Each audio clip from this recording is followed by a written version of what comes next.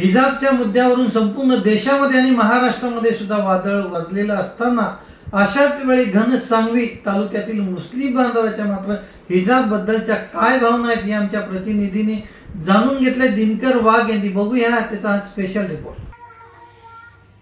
कर्नाटक पासून निघालेली हिजाबसाठीची जी थिनगी आहे ती महाराष्ट्रामध्ये कालच आपण बघितलेली आहे. मालेगाव येथे मुस्कान खान हे नगर परिषदेने दिलेले नाव बरोबर आहे की नाही हे सर्व भारत देशाने बघितलं. परंतु यावरच काही मुस्लिम बांधवांचे मत आहे की हिजाब पाहिजे, तर काहींचे मत आहे की नाही शाळेचा युनिफॉर्म पाहिजे. यावरूनच आपण आज भेटणार आहोत राणी उंचेगाव येथील मौलानांना.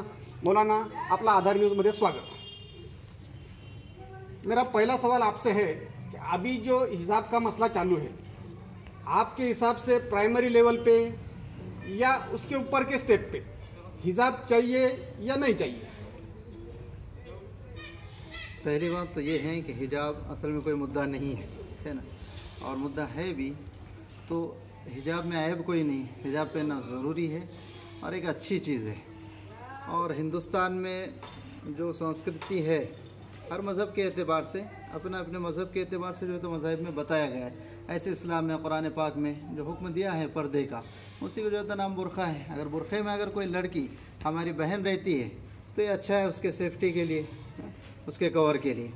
उसकी सेफ्टी के लिए अच्छा है, लेकिन लोगों में अभी जो चर्चाएं चल रही है उसमें है कि एक समानता नाम का जो कॉन्स्टिट्यूशन है उसमें एक समानता नाम का वर्ड है जो यूनिफॉर्म बताता है. तो यूनिफॉर्म कंपलसरी रहना चाहिए या हिजाब कंपलसरी रहना चाहिए? मैं अपनी पर्सनल राय पर ये बोलूँगा कि हिजाब कंपलसरी होना चाहिए.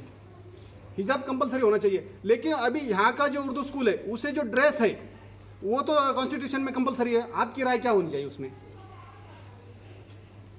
अगर छोटे बच्चे हैं हाँ प्राइमरी में तो उसमें तो कोई बात नहीं, लेकिन जब बच्चे उसमें यूनिफॉर्म ही चाहिए. उसमें यूनिफॉर्म चाहिए. बहुत से लोगों का, बहुत से मौलानाओं का यही मत है कि जो यूनिफॉर्म है जो कॉन्स्टिट्यूशन ने बताया वो चाहिए. बीच बीच में जो है अगर कोई एखादी लड़की जो बड़े स्टेप पे उच्च माध्यमिक के लेवल पे अगर कोई हिजाब पहन के आती है तो उसमें कोई दिक्कत नहीं होनी चाहिए. हम मिलेंगे कुछ ऐसे ही मुस्लिम बांधव है एजुकेटेड, उनसे बात करेंगे. आइए, आपका सर स्वागत है आधार न्यूज़ में.